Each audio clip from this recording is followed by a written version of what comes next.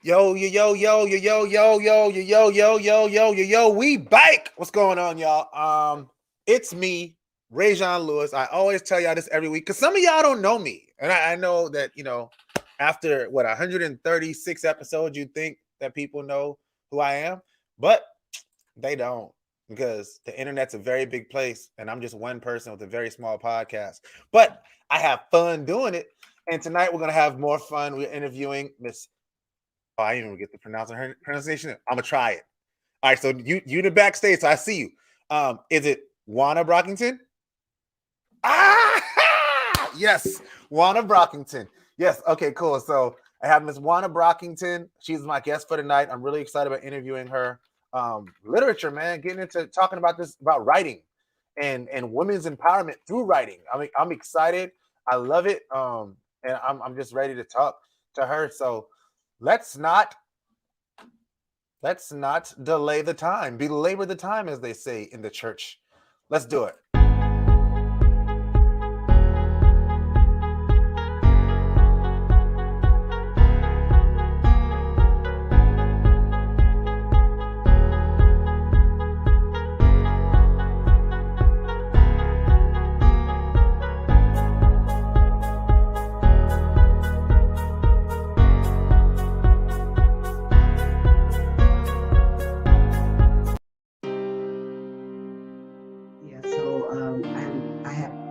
Great adult children. Awesome. It's definitely in the community. He did run for Senate 2 years ago. What? 2 years ago. 2 years ago. So Let's talk about the founding of the Distinguished Gentleman's Club. Absolutely. So about 8 years ago. You said you're a mother. So how many children?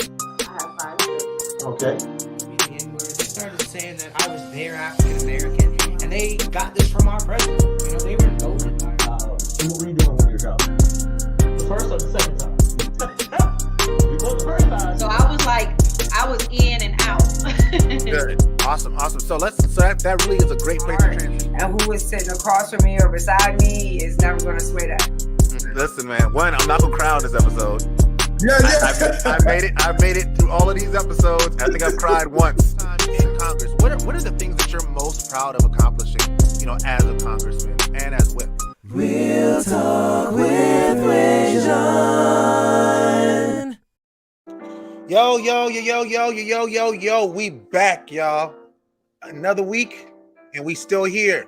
So I want to say hello, world, and welcome back to Real Talk with Rajon, but nothing's off limits. You could have been anywhere in the world, but you are here with me, and I appreciate that. I am your host, Rajon Lewis. Now, here on Real Talk with Rajon, everything's debatable. So in any given week, we could be discussing anything from sports to music to politics. You name it, we'll discuss it. Now, for those new to the show, Real Talk with Rajon has a goal of shining a light on the great things and the great people that exist right here in the Low Country and beyond. And tonight, I have the distinct honor and privilege to interview an author, women's empowerment speaker, and soon to be on your bestseller list, Miss Djuanna Brockington.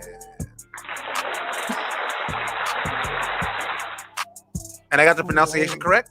Djuanna. D. Djuanna. Put that hard D on Djuanna. there. Yes. Djuanna. I like that. It has like a Afrobeat feel to it.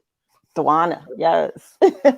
There's a song called Djuanna that we like a lot. Me and my wife says, Djuanna, Djuanna, but you're Djuanna, Djuanna. See? Hey. All right. So thank you so much for joining us. Please introduce yourself to the audience. I'm Djuanna Brockington. I am a writer. I am currently a nonprofit refugee.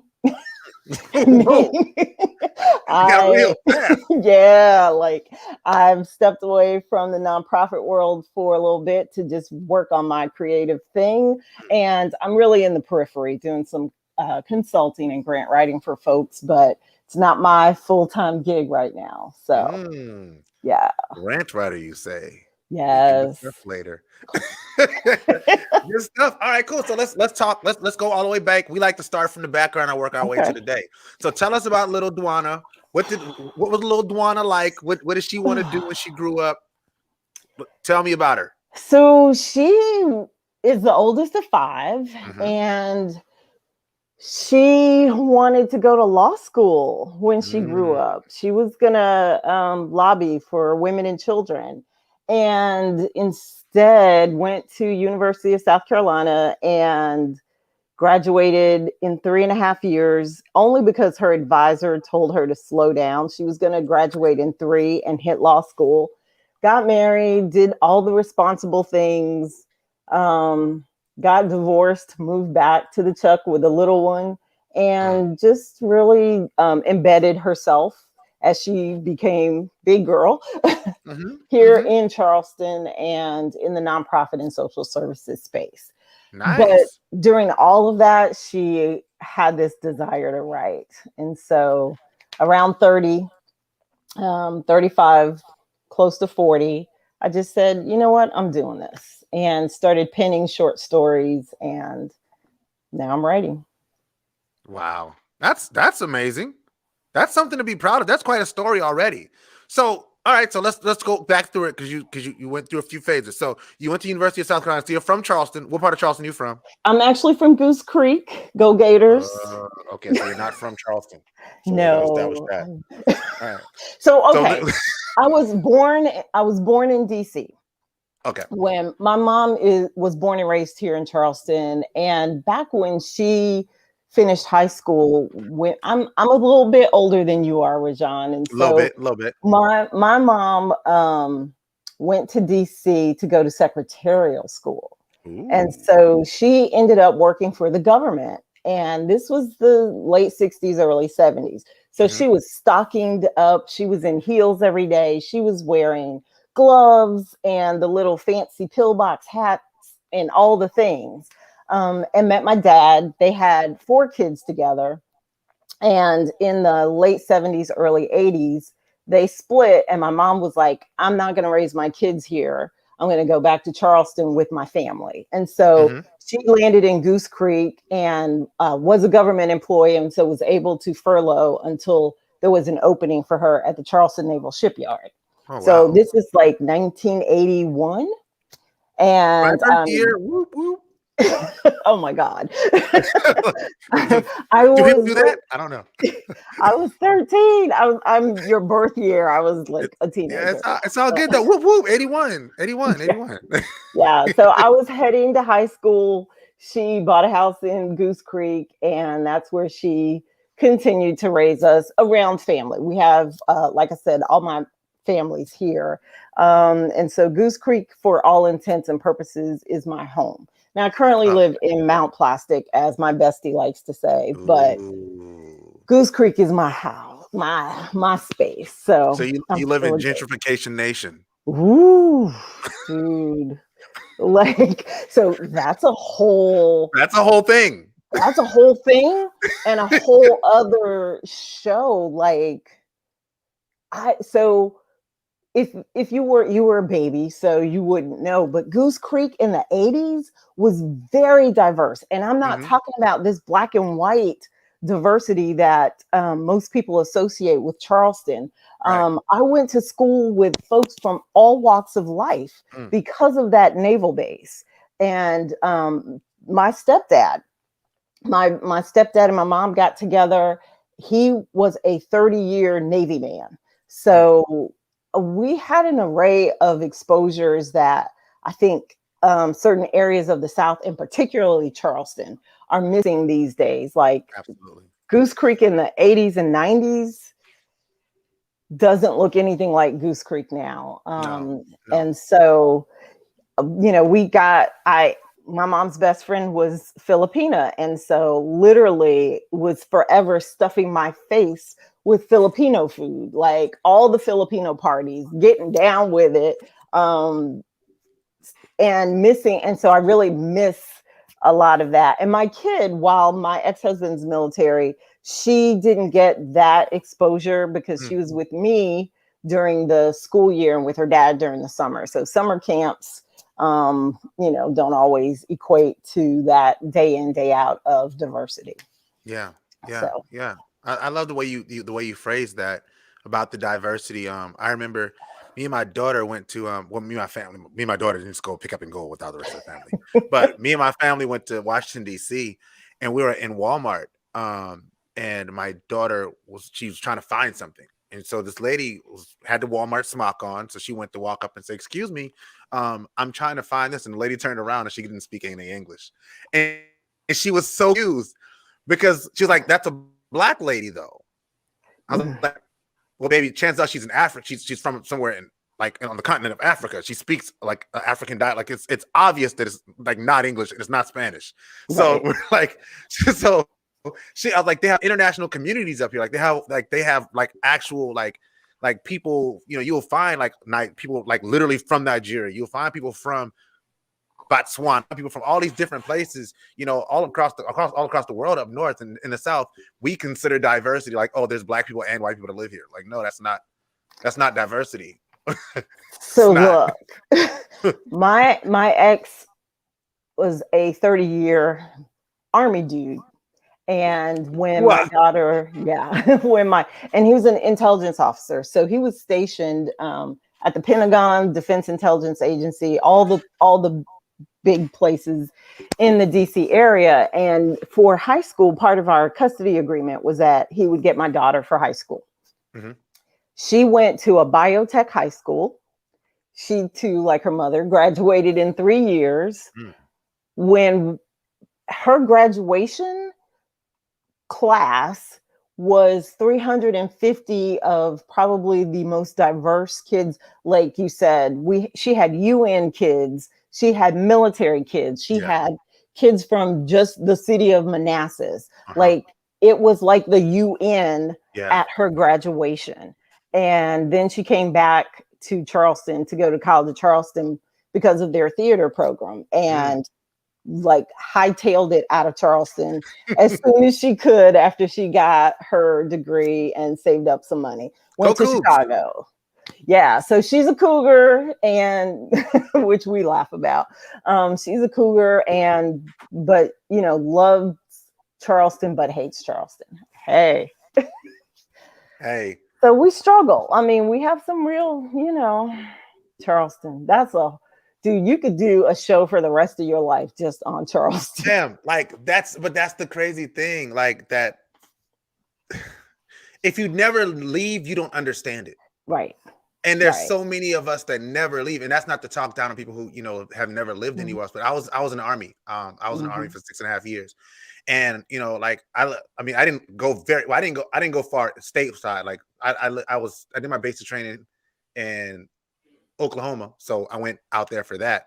But my AIT was in Fort Jackson, so Columbia, and then my first duty station was Columbia, and my last duty station was Fort Gordon in Augusta. But I got to spend a year in Camp Asaliya, Qatar. That was like that life-changing thing for me. It was like, there's this whole big world out there that's like amazing and knows nothing about the little corner of the world that you're from, and it's completely different.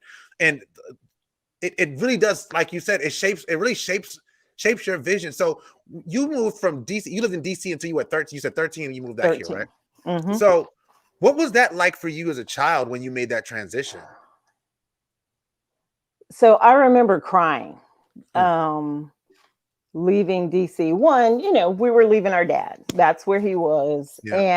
But also South Carolina had always been a fun place to visit, but it was the country. Yeah. And it, you know, and then, so not only are you, and we lived in the burbs in Maryland. And so, but there were, you know, I grew up to 13.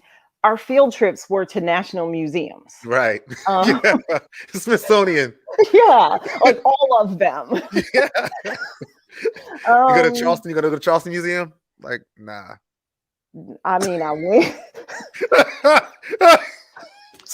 I have gone to say I've been. How about that? Yeah. And then it's different. And it's different. But I remember, like, first I couldn't understand anybody because that Gullah Geechee dialect. Yeah. And then also having a mother who went to secretarial school and they were still secretaries back then. They weren't administrative assistants. So she was correcting our diction. She was correcting our grammar. She was like, my mother would make us redo our homework in cursive, because she would be like, "If what's the point of writing it if no one can read it?" So she was that kind of mama, like old school, and she absolutely forbade us to use Gullah Geechee slang. And because she was like, she didn't want us to be stigmatized, because she had left Charleston, lived other places, and come back. She felt she had to shed her ways. And now my daughter is very much intent on bringing getting back in touch with our Gullah Geechee roots, and really delving into that. And I do a lot of that. I talk a lot about that with my writing. My characters are connected. All of my stories are here in Charleston. All of my stories are Black women doing, amazing things with deep family connections, because that's my story. When I got divorced, it wasn't even a consideration for me to do anything but come back home, because this was where my roots were. These were my supports were here. I probably, if I'd really thought it through, I might have gone to Charlotte. But when you're going through a divorce, you're just like, let me get home to my family. And that's what I did, and reestablish roots with my kid. And so, it is what it is, and I'm still here. I love that. Yeah. I love that. So the other thing I wanted to harp on before we got to your writing, because I definitely want to spend a good bit of the interview talking about your writing, but you said you're a nonprofit refugee. We got to dig in there. I gotta know. You got to talk to me. What does it mean? What does it mean to you? How does that work? So for my entire career, I have worked in social services and nonprofits, and I made a conscious decision, actually in 2018, to step away from nonprofits full time. But I wasn't ready. So sometimes you make a decision and you're not really ready. And there was an opportunity to work with a nonprofit that I love, YWCA of Greater Charleston, headed by LaVonda Brown. And so she's got a new last name. I need to stop saying Brown. Johnson. I still have her as Brown as my phone. So if she has a different, I need to know. Same. But she needed some help part-time and doing women's empowerment. So that was something I was like, okay, maybe I don't need to be totally out of the nonprofit space. So I came back after like a 6-month hiatus and had done some writing, just immersed myself, but came back, did the part-time thing. And then my bestie pulled me onto a board with her. And within, I would say, 6 months to a year of me being on that board, the ED left. And so having had ED experience, the board we didn't want a leadership vacuum. Right. And so, and the org needed some shifting. And so I stepped in as interim. It was only supposed to be 6 months, and it ended up being 16. Oh, wow. So when I stepped down this January, I said that 2021, the rest of this year, belongs to me in writing. And so that's why I call myself a nonprofit refugee. But I'm not too far removed where, like I said, I am doing some grant writing and touching base with some folks, but it's not anything I'm going to be doing full time anytime soon, because I really want to give myself an opportunity to grow my writing career. I love that. I love that. That's probably something I probably need to talk with you about offline. Like I'm actually an ED of an organization as well, and it just so happens that I could use some guidance. Anyway, so yeah, definitely, I got you. I got the whole thing now. But so that's really cool. Like when you said nonprofit refugee, I'm relatively new to the nonprofit sector in terms of like, doing the work. I mean, I've been in the nonprofit sector, I want to say since 2016. But I'll talk to you more about my story another time. This is about you. But I definitely can understand how you could experience burnout from this thing. It can chew you up and spit you out, especially if you're not, conscious of work-life balance. So yeah, I saw you. Go ahead. Well, I was going to say, and that it's definitely that, but also the frustrations of people, especially here in Charleston, talking about the need for change, but where they put their money and how they fund, Man, you read my mind. it's So more, I'm gonna give this because this is what I want to give to, but y'all are going to do explicitly X, Y, or Z with this, but that's not really going to have the impact that we need. So I'm frustrated. Like, yeah, I'm frustrated. I'm angry. I'm wow. not gonna curse on your show, I but appreciate it. I have some. No, I feel that. Like, I'm tired. that's amazing. Like, just hearing that from you, and to hear, like, with your experience level, there are so many people that, I'm still, like I said, new enough in the game where I still work with a whole lot of grassroots organizations.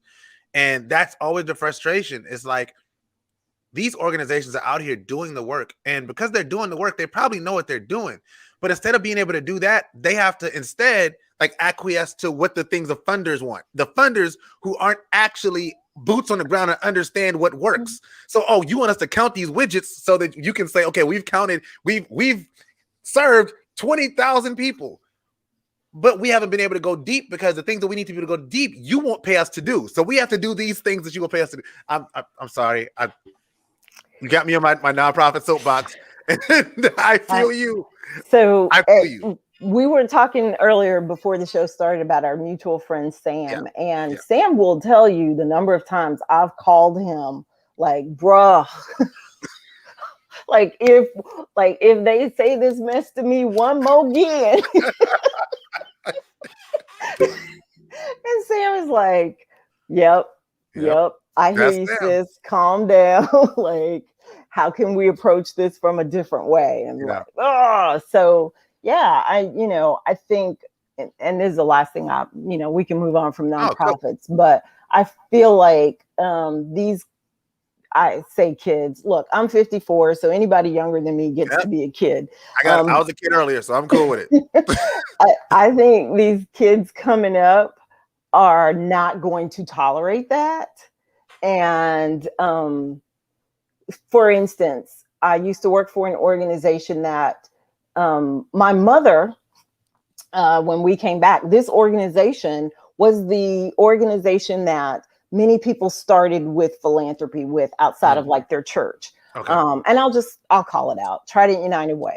And my mom used to give through their capital campaign. Well, if you've followed their history, the government doesn't do the capital campaigns anymore. And when I was working for them, my daughter literally said to me, why would I give my hard-earned money to that organization to give to another organization when I could just give that the organization I want to give to? Yeah. And I was like, because see, what had happened was, and trying to really drill down for her what the impact could be with combined dollars and the whole nine. And she was like, yeah, but if I just give people money because they need it to do the job they need to do, what do I need you for? And I was just like, all right, okay. And that's what she does. She gives directly. She doesn't worry about, is she paying for operating funds or program funds? She's, she just like, y'all need money, here you go. And I'm pretty excited that she's moved into the nonprofit space, much to my but she swears she's not going to be there for long. She's got a plan, which she typically does. But I think that there is hope with the way that the millennials and the Gen Yers think about nonprofits and giving an impact. And I think they have a better understanding of how to impact, because they'll just be like, well, I'm not going to jump through your hoops. Yeah. I'm going to just go out here and I'm going to just figure it out with these $10 in my pocket and parlay this into whatever it is I need to do. Yeah. So it'll be interesting to watch how the nonprofit landscape shifts, but Charleston will be a little slow to that, I predict. I want to ask you this, because this is a good topic in the vein of what we're talking about. In this age of activism, like new age activism, you see a lot of activists like diving into the nonprofit sector. How do you see that impacting the way the growth of the Charleston nonprofit sector is working? Do you see it as a positive thing? Is there a negative? Because I have thoughts on that as well, but I'll let you talk. I go back and forth. I feel like many times that we don't need another nonprofit, that there are plenty of nonprofits that have proven themselves to do the work. They are being hamstrung by the funders that have traditionally given them big monies. Yeah. And I think in this crowdsourcing society that we now have, there's this shift happening. And again, it's taken Charleston a little longer. These young guys are like, I can put my message out here. I can show you, I can demonstrate. And what I'll use is during the civil unrest during June. Mm-hmm. And these guys were online using social media to raise money to bail people out of jail. Yep. Okay. Which was brilliant. Then we go, because I was still in the space, I'm sitting in some meetings and folks are like, well, I'm not sure about giving because they're not a 501c3 and blah, blah, blah, blah, blah, but they're doing good work. So then it's also that hang up of these new people are cropping up and they're doing good work, but they don't have the seal of approval. Mm-hmm. Yeah. Pay attention. Are people getting out of jail? What is the mission? Right. What is the what do we say in the nonprofit sector? What is your mission? What is your mission? Are you accomplishing that mission? Can you prove that you're accomplishing that mission? Hello. So don't make somebody jump through hoops for your $20. Do you know how long it will take them to get a 501c3? They could have bailed 20 million people out of jail by that time. Yep. So it's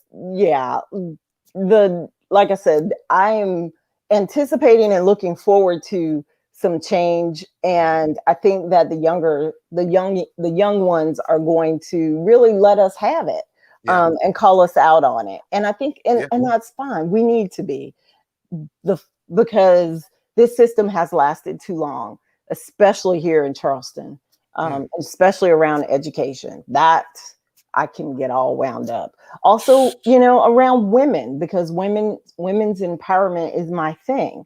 Yeah. You want to tell women that, you've got to be able to take care of your family, but you're holding them at $7.50 an hour. And we already know it takes $20 an hour for an adult. Yeah. One to have a living wage here in Charleston. So that $15 that the feds are looking at would not even cut it here. We don't have affordable housing and like, don't get me started about transportation and how someone without their own car, how long it takes them to get from from North Charleston to Mount Pleasant to work at Target for $12 an hour. And then you want to say,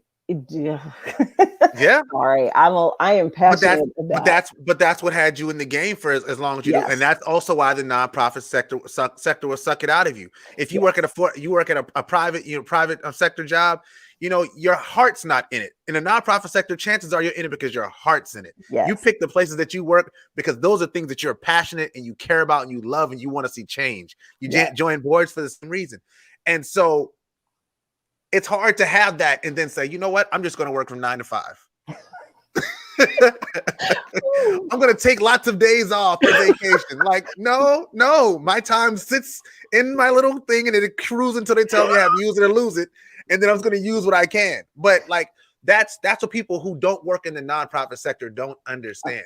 Like they don't get how much of a person goes into that work. So I want to applaud you for the amount of years that you did, working there. Cause I mean, like I said, I'm brand new to it. And I tell my wife all the time, this is the last thing that I want to do. I don't want to I want to do this and probably run for office one day. Like, but outside of that, like that's all I want is to work in my nonprofit, help my boys and soon to be girls and just like run for office. And that's it. That's all I want to do until I retire. And then decide and hire one of my boys that I've trained, one of my girls that I've trained to take over as executive director. That's what I look forward to. That what you just said, succession planning. So after leaving my interim gig as an ED, that has been on my mind. And if I do move back into the nonprofit space, it is going to be about succession planning, because seldom is it a planned thing. Yeah. The ED either gets sick, gets fed up, God forbid, gets hit by a bus, or retires. And then the board's like, we need to Find somebody. right. Who's out there? So here's a thought. Let's create a succession plan so that we can, and then pull it out when we need it. If the ED needs if the ED would like to take a 6-month sabbatical, because why don't we? Yeah. If the ED needs to have surgery, what's the plan?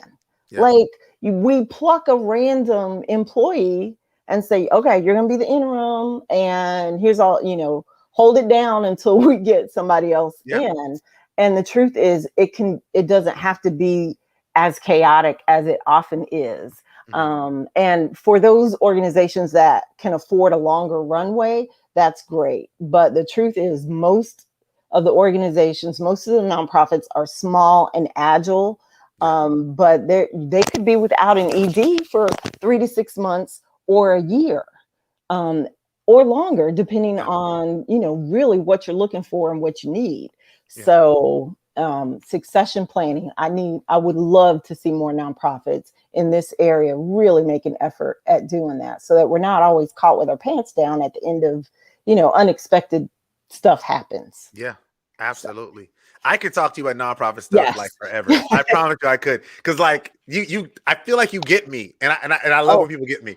But I want to make sure that we do talk about your writing, because this is like your passion. This is what you're taking time away to work on. So let's start at the beginning. Like, what got you into writing? Have you always been a writer? Is that something that you've always wanted to do? I have always been a writer. I remember, being first, second grade, like writing, asking my mom for paper and pen to just write stuff down. And I don't know what I would do with it. Third grade, they have that writing contest, and I wrote The Mysterious Horse. I did the illustrations myself and everything. I love that you know the title. Okay. I'm that geek. I'm gonna just go ahead and say that. And I actually started USC as a journalism major. Wow. Okay.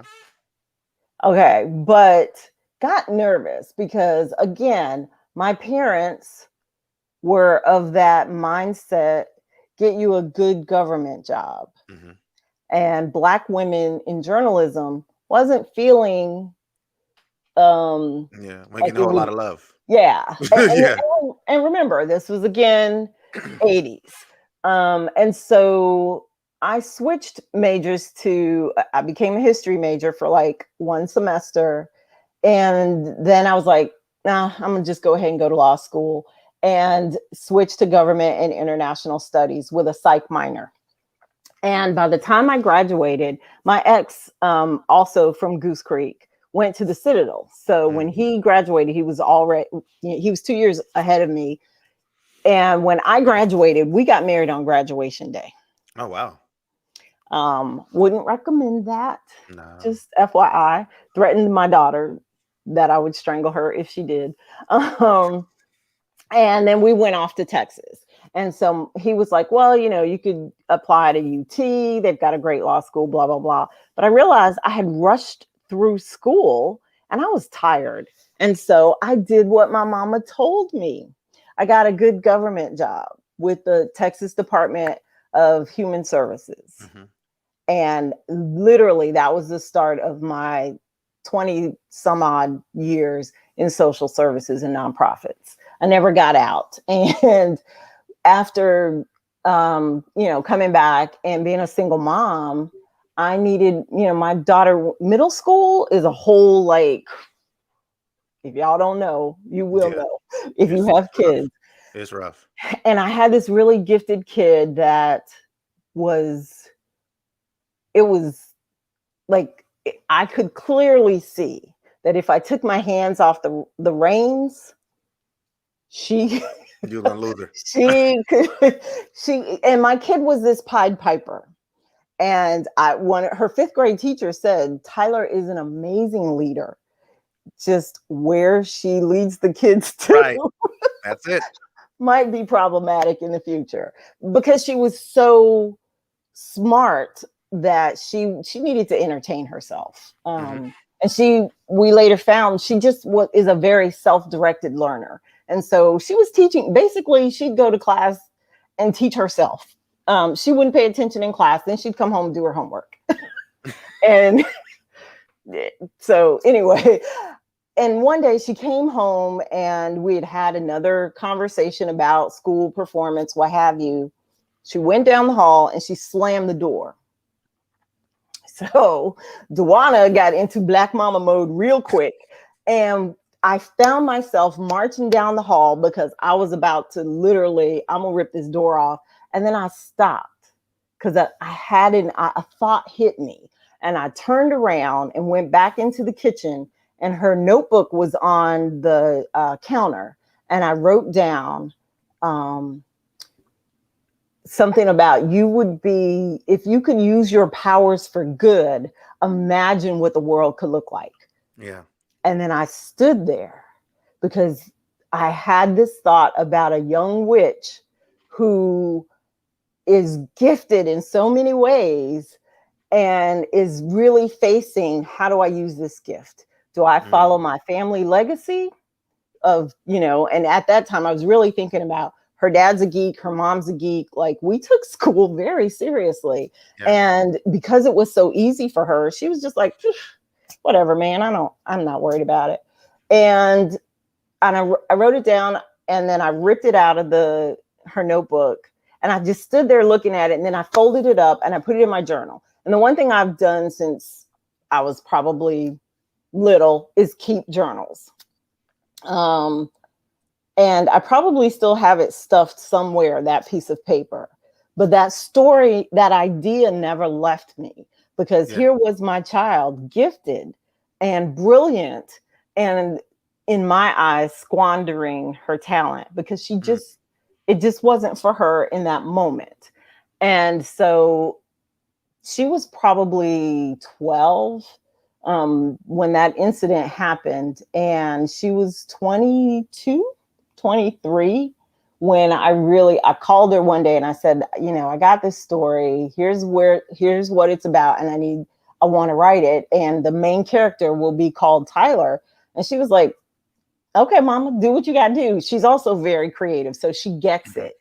And she encouraged me in 2018 to sit my butt in the chair and just write the story. And so I called it Unbound, and it was the first in my series, the Millennial Witch trilogy.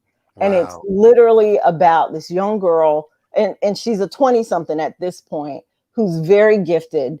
She's one in a million. And, in that she comes from a long line of witches, and her grandmother and her mother are brilliant witches, but she's destined to be the millennial witch, to hold this power that very few witches are given. And it doesn't come in right away. Like, she's not born with it. It comes to her when she's ready. And so long story short, she goes on a girls' trip to Chicago with some friends. One of the friends gets kidnapped, and she has to find this girl. And she does that, but her powers don't come in the first book. Her powers come in the second book. But the first book, she's grappling. Like, she calls her grandmother, and she's like, "How do I find her?" And her grandmother's like, "A location spell is like the easiest thing. It's something I taught you. Like, why are you not practicing your craft?" So it was a combination of, my vision for my daughter, and also kind of a love letter to myself about writing. Like, why am I not practicing this craft? And so I set my butt down and I did it. And I I will say this, that was my very first book. And I feel like in the 3 years since, I've been told it's a pretty good story. Mm-hmm. I feel like I have just continued to grow, and my stories have gotten even better as a writer. So I love that. Like, I just love that idea. I love like everything about it. I love the place that it came from. I love the thought that you put into it. And I even love the fact that you used your daughter's name. Because that's something that she can tie to, you know, her legacy is this thing. Like, my mom saw this. Like, that's the thing about parenthood. It's always really interesting, is like the way our kids see the way we see them. yes. And like, you saw that, you saw your daughter, you saw the mischief, you saw the calls from the teacher, and then you didn't see, you know, oh, I have a bad kid. It's like, no, I have a great kid. We just have to learn to use our powers for good. Like, that's a whole revelation to me. So thank you for that. And I'm actually going to share this with my daughter tonight, because I have 4 daughters. Yes. I have one daughter at Clemson, and she loves to read. And she just got a new Kindle Nook that she told me about when I went to see her a couple weeks ago. Yes. So I'll Thank definitely send this to her so she can read it. So what's the age group that you write for? So I typically write for adults. The Millennial Witch trilogy is new adults, young adults. So like that 18 and up. Mm-hmm. That first series. My second series is a little more mature. And then I have a couple of shorts that are adults only. Okay. Adult, adult fiction that, and it'll say sexy short read. So it's got a red banner across it. So you know that, you know, they may have some content that you don't want younger folks reading right now. Mm-hmm. And so, but my passion, my love is the supernatural, just, you know, and all the nuances of that, because I really do believe that we are all gifted in some way, and how we use our gifts. Yours is with talk, and the work that you're doing with young Black men and mentoring.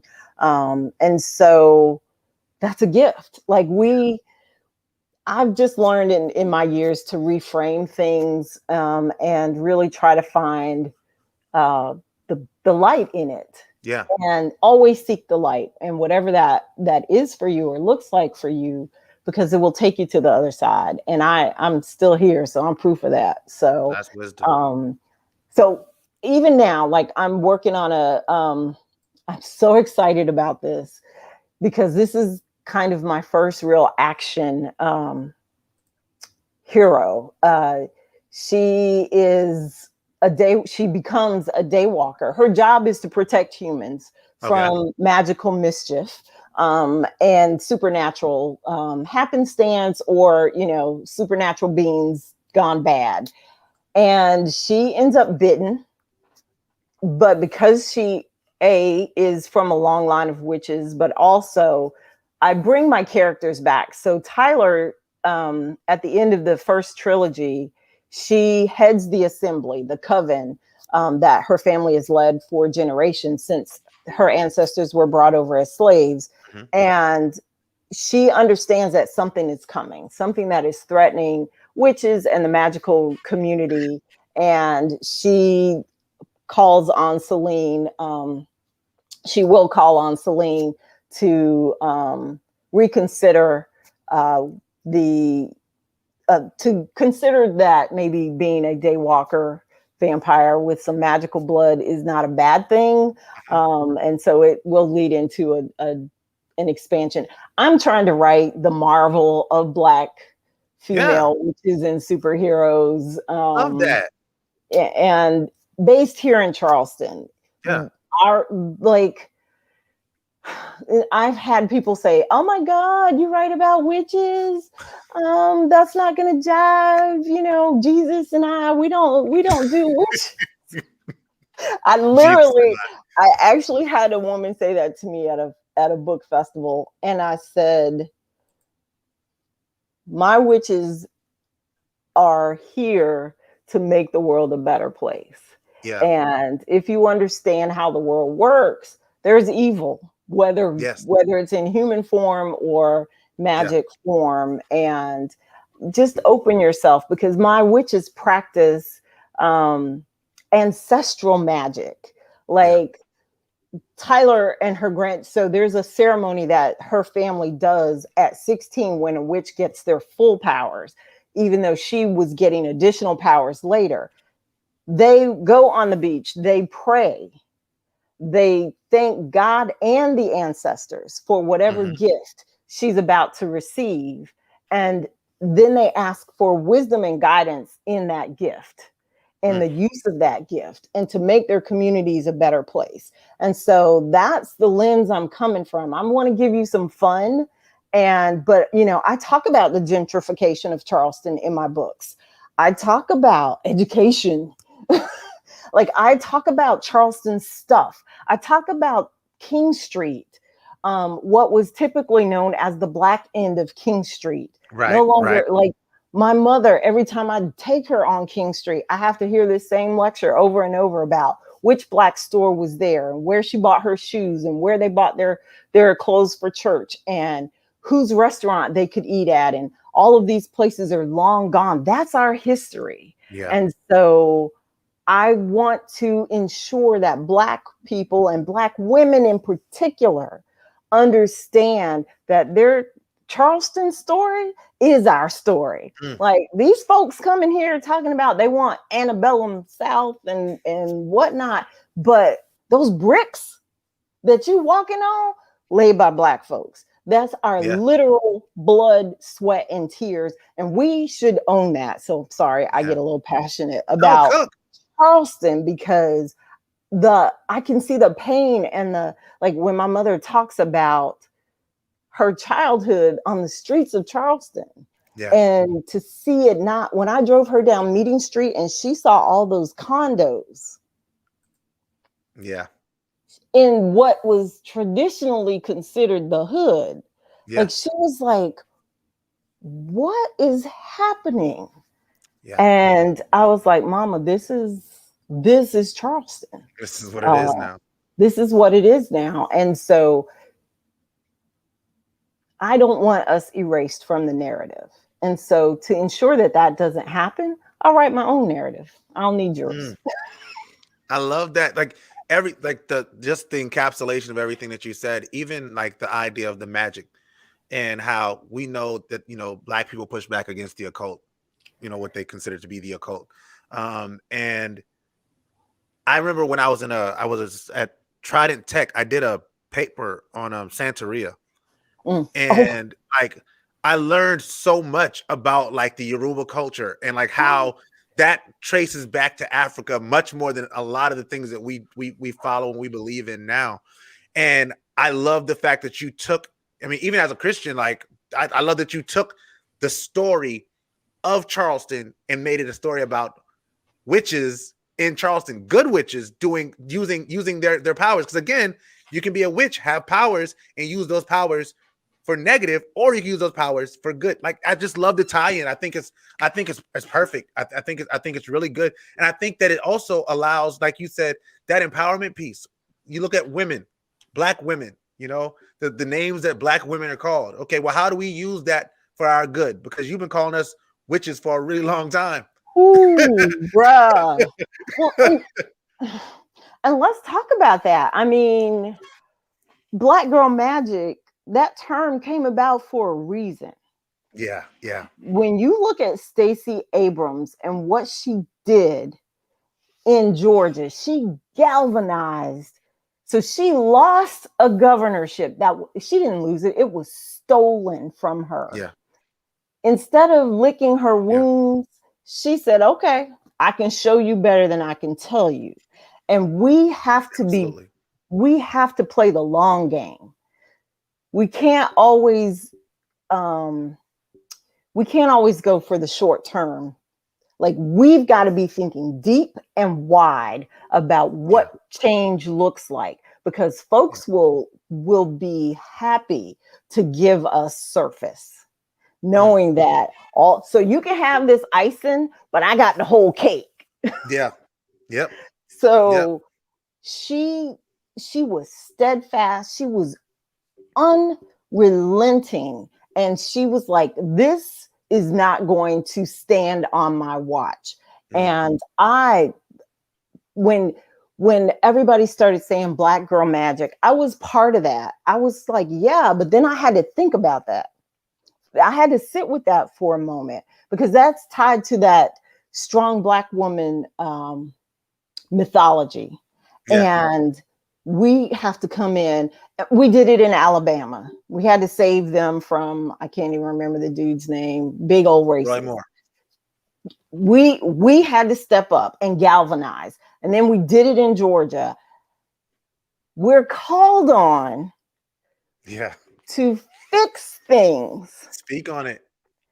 And once things are fixed or handled, once we Olivia Pope it, we are dismissed. Yeah, you go back to being concubine now. Crisis. And so I was just like, no.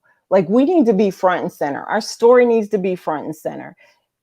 There's room for everybody. I believe that. There is enough pie for all of us. And I'm not going to let you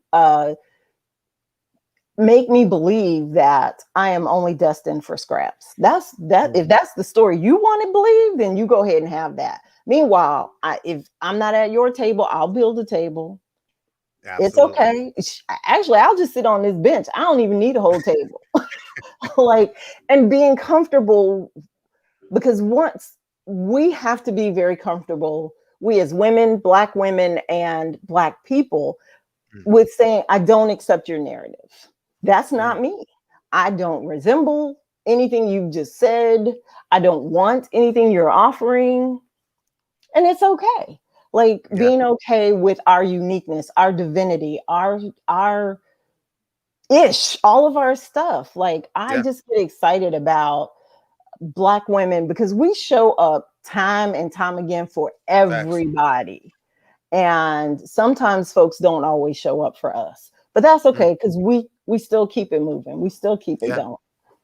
Yeah. So my writing is a love letter to Black women. I love that. And it definitely should be read. How's the reception been for your writing? So it's kind of interesting, because it was slow going at first, but I'm finding the last few books, people are really picking it up. And I put the pre-order up last night. It was my birthday. Oh, pre-order? For the Daywalker series. And before I went to bed, someone had already purchased, clicked to buy the pre-order. And I'm like, but all you have is this little snippet. And so I'm excited. I really feel like it's going to take on a life of its own. But I'm all about talking and creating. I have a podcast as well with my niece, where we call it Technicolor, intergenerational conversations. She's 29. I'm 54. We're both geeks, but we come at things from similar but different perspectives, because I also believe that sometimes we older generations, we pay lip service to, these kids got it, but we're not really hearing them.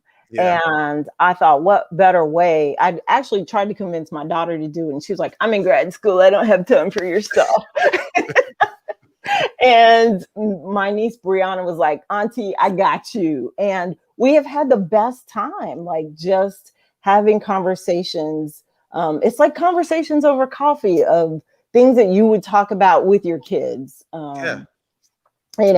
She's at the spiritual stage, questioning the things she was taught, what it is that's important to her, where she wants to go with this. We just did a show, we haven't released it yet, about expectations and how she's about to turn 30. And she's like, my mom wants grandkids and all the things, and I'm not even in a relationship. And what do you do with your family's expectations and other people's expectations? And so I love just giving Black women space to talk about our stuff safely, to kiki, to really have some heart-to-heart moments, and to write about that as well, because we're all the things. And so let's just tell our stories as well. That's all I want to do, is tell great stories.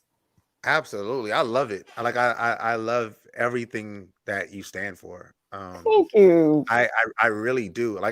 This has been a really good discussion. Like I'm I'm awestruck because one, I didn't know you existed. And like that's the cool. So that's why I love this show. So if you don't know, and just a little behind the scenes stuff, I never talk to anybody about anything before my shows. I don't ask you questions about you. I don't look you up. I don't do anything because I really want to get to know you right here on the camera. I want it to be a genuine conversation. So like to have this and to find out that you like exist, I just awestruck, just all that you are and all that you represent. And I told you, I texted my daughter. I was texting my daughter. She's in a staff meeting right now, so she can't watch. So when you watch Vari, remember I told you she was dope. But like, I just like, I'm going to look up Technicolor. I'm a podcast nerd. So I'm a nerd myself. So I will be listening to Technicolor. I love the idea of bridging that gap between the older generation and the new generation. That's the one thing that I think could have been done better in the midst of this. When we talk about the unrest that happened, is more of the older generation that went through those. I would love to see them embrace this younger generation and guide more. I would have loved to see that as opposed to a lot of what happened, what was, a lot of fist shaking, and a lot of, get out, that whole thing. But I think that there's an opportunity to learn. So I just love that you're doing that. That's why that's what came out to me, is like somebody who gets it, somebody who understands that we can't talk at our youth. We have to talk with our youth. And that's just amazing. Well, and I will say this, if Tyler Brockington hasn't taught me anything, it's that if she's taught me anything, it has been that if you give kids with proper supervision, but if you just literally back up, put your hands up and say, you know what, you got this. Call me if you need help. But meanwhile, you really are like on the peripheral, keeping your eye on everything. Grabbing it. All right. You got the emergency brake on the side as they're driving. But they will blow our minds. If we just and support it, if we give them room to be creative, to address, because the thing is, she sees things that I can't see. She can break things down for me in a way where I'm like, oh, wow. Like my worldview kind of hindered my ability to see it that way until you broke it down for me. And so I think that's why I'm such a talker. I love people's stories. I was telling this to Tanel the other day. Like I went into counseling because people told me I was a good listener. So I got a master's in counseling. I hate counseling. Hate it. However, it is an absolutely, undeniably one of the best skills I ever learned because it's made me a good manager. But I love people's stories. I want to know your background. I want to know what's important to you. I want to know what makes you tick. I want to know what drives you nuts. That stuff is fascinating for me. I break that down. I want to understand, how you see the world, why you see the world the way you do, and, what's similar to mine, what's dissimilar. Everyone has a story that's fascinating. I have not met in my entire life one person who did not have something that just caught my attention and was like, wow, that's amazing. So, yeah, absolutely. Yeah, I love that. It just reminds me of something I tell like me and my wife, we talk a lot. Like I told you before the call. Like I always would tell her that, you can learn something from everybody you meet. And like everybody has one story that make you go wow, and another one. Everybody also has another story that will break your heart. Like no matter how well you may think somebody's life may be, they have that one story that will break your heart. And we have to give people the space to be able to recognize the power of their story. And I honor you tonight for doing that. With your writing, with your work in the nonprofit sector, and for the many cups of coffee that I will probably call you for in the next.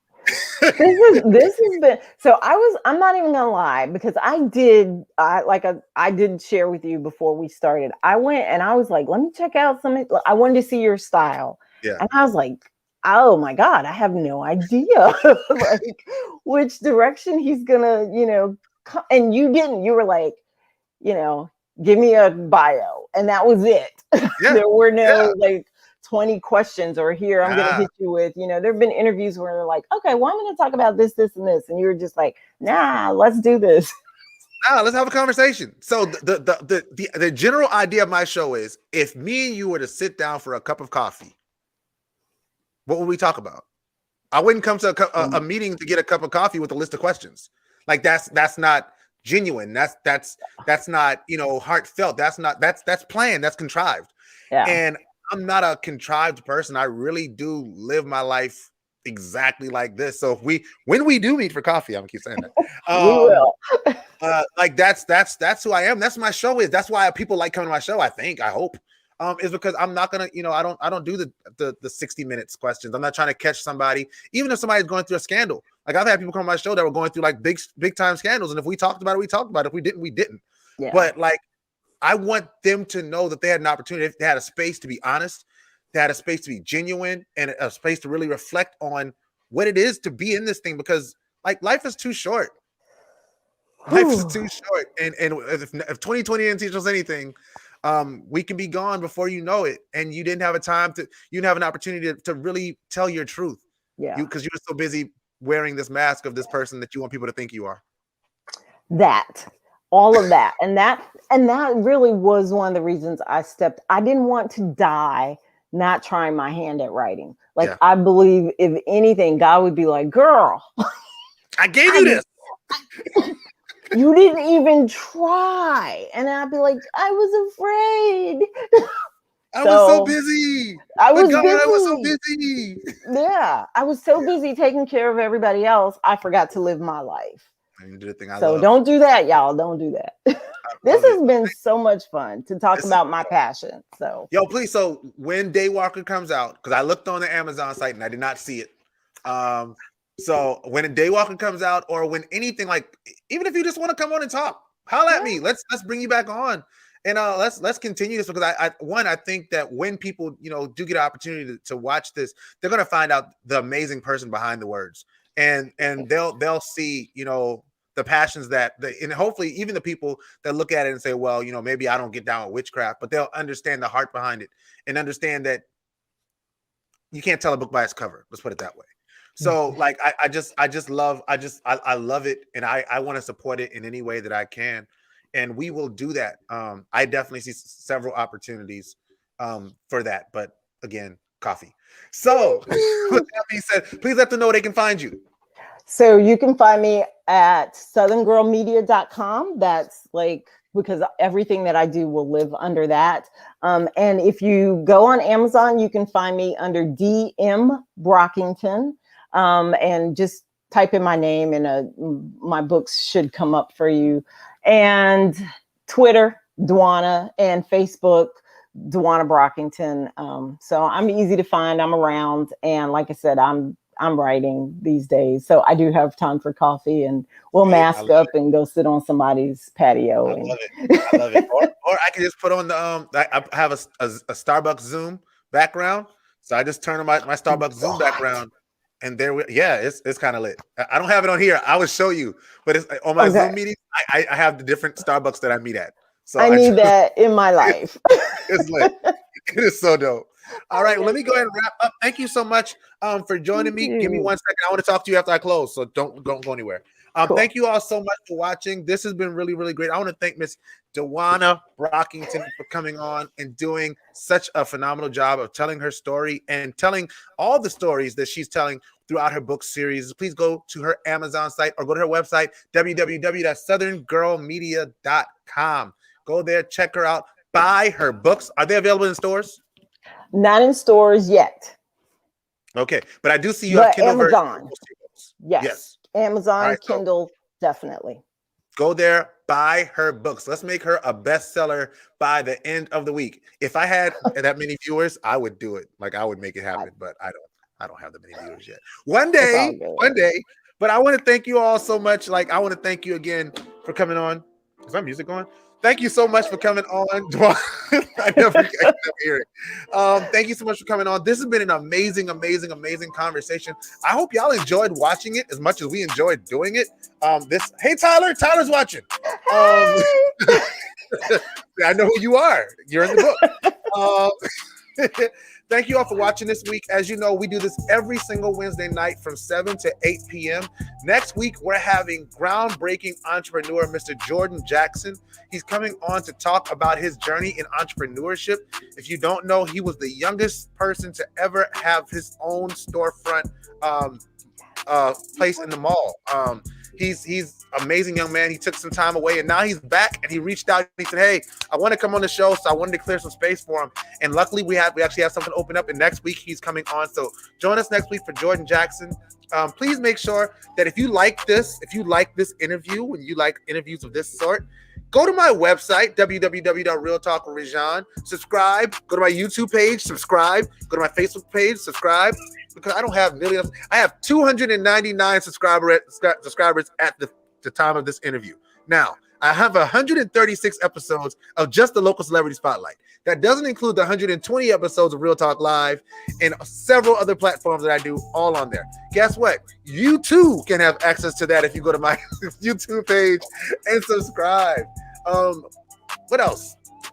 There aren't really many speaking engagements, but if you have one and you need a speaker, holla at your boy. You can go to my website, www.realtalkwithrejan. I love speaking to all groups, but kids are my chosen demographic. While I'm here, let me plug this. This Saturday, Low Country Youth Services will be having our Huddle Up to Healthy Relationships, which is talking to young people about preventing and ending teen dating violence. 1 in 3 young people in the United States of America report to having suffered from teen dating violence. And if only 1 in 3 are reporting it, you know we got a whole lot more that's actually going through it that's not reporting it. So this Saturday, go to lowcountryyouth.org, find out more about this event. Register your child if you are an adult who has children. If you don't, you got kids in your life, register and come check it out. It's going to be great. We have breakout sessions. We have speakers. We have plenaries. We're going to have great information. And we'll even have some giveaways so you can get some free stuff if you come through. Lastly, always remember, man, God is everything. God is everything. God is everything. And without him, we are nothing. So never forget where your help comes from. And if a man doesn't stand for something, he is bound to fall for anything. I will see y'all next week. And that's Real Talk. Peace.